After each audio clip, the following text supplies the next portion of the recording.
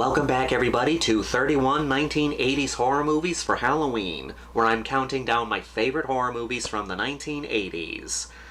So, at number 28, we have a David Cronenberg movie. One of my favorite David Cronenberg movies, and this is another scenario where it broke my heart to put this movie so low on the list, but other horror movies beat it out. At the number 28 spot, we have David Cronenberg's Videodrome.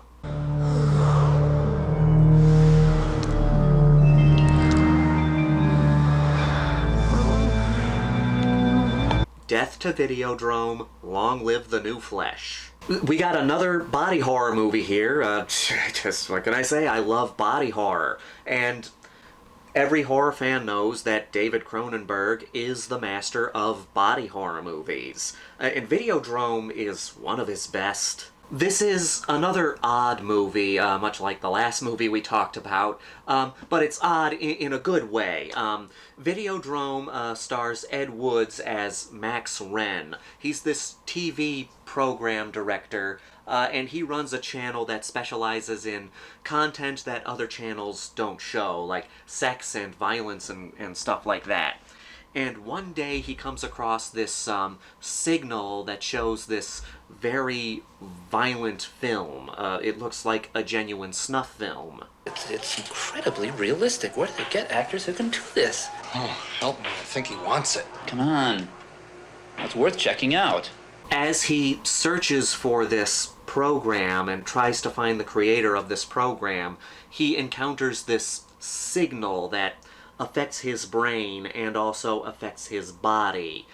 This is known as Videodrome. The Videodrome signal kind of messes with his mind and also fucks with his body, and his body starts to transform. And then he finds out that there's this organization trying to bring Videodrome to the masses, because again, Videodrome sends signals to your brain, and it changes people's brains, and as it changes their brains, it also changes their bodies. I've got something I want to play for you. Oh my God! Now, Videodrome is a body horror movie, but it's also a psychological horror movie, just because when Max first starts going through his changes, he's the only one who can see it, and there's these really interesting scenes. There's like a scene where he sees a hole in his stomach, and he starts playing around with it, because naturally when you have a hole in your stomach, you start playing around with it.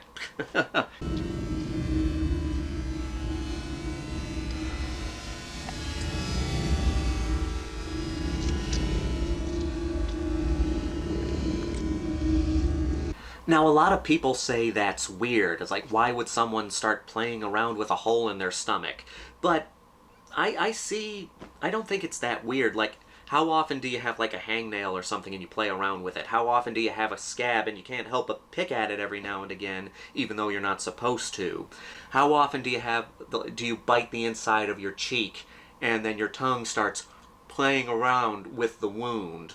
There's a lot of times when humans play around with something on their bodies that they should not be messing around with.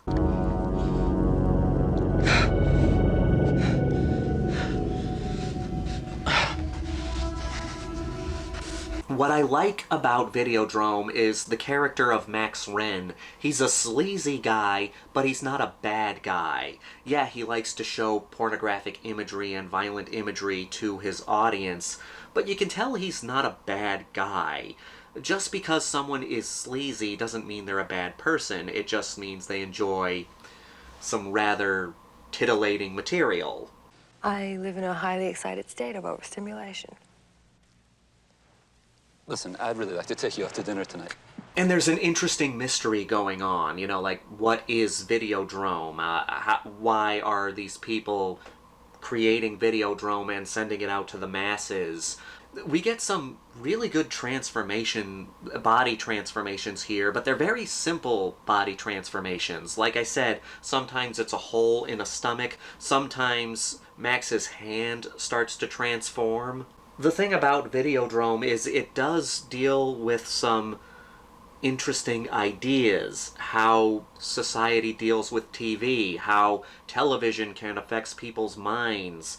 There are a lot of people out there. I mean, look what's going on nowadays. With the invention of the internet and all these streaming services, we have people constantly attached to their phones, constantly looking at a computer screen.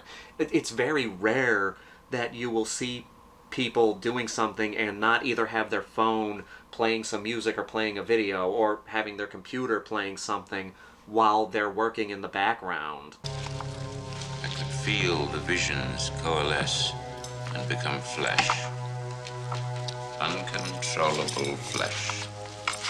People have become very attached to technology. People have become very attached to streaming services and content. And Videodrome does talk about that in a way, and kind of talk about how this stuff affects our brains. Videodrome is death.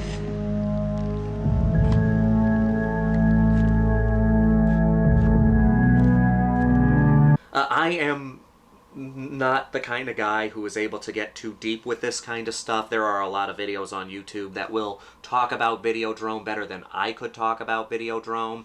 But even if you're looking at it as just a simple movie, Videodrome is still a very, very good movie. This is a spoiler, but I gotta talk about it in this movie. There's a scene where Max shoots the head of Videodrome, and it's not a matter of him just getting shot. When he gets shot, it causes him to sprout tumors all over his body. So many tumors that they start exploding out of him. It's one of the best practical effects deaths in horror.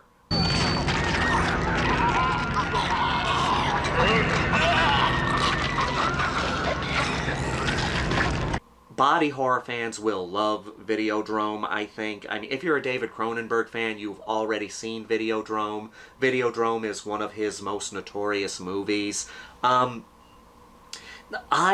think Videodrome is a good horror movie to watch around Halloween if you're looking for something different. If you want something different from the ghosts, the goblins, the haunted houses, the vampires, and stuff like that, I say pop in Videodrome for the Halloween season. If you're a David Cronenberg fan, I think you would agree that it's a good movie to watch this time of year. Get the Videodrome! Long live the new flesh!